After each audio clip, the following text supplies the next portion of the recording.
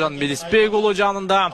Мына эми бошонду дегич болбой кайрадан кирип ыргытууга жетишти жана эсеп 1-0 Өмүрбек Эсен уулу. Он Манас Ниязов жакшы аракет кылган. Бирок мына Манас Ниязовду алып кетти. Ким жаңылбасам Тойчу Коргунбаев алып кетти окшойт. Нуржан Мелисбек уулу эсеп санын 2-0 кылып өзгөртүп койду. Өткөрүп алууга аракетин жасаган, тартып алды Кубантай. Жана мүмкүнчүлүк бар ушул жерде. Салым салганга эч ким жок. Жана ыргыч керек эми.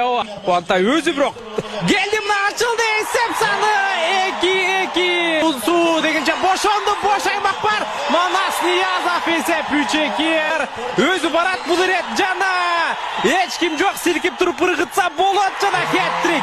Ронду эмичи жетишеби? Жетишти. Улак менимче түштү. Мында Айдаркан Анарбеков жалгыз өзү жүрөт. Жана мүмкүнчүлүк урмактуу көргөндөр.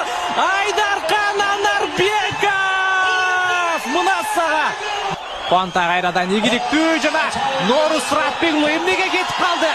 Норус Ратбек уулу эмнеге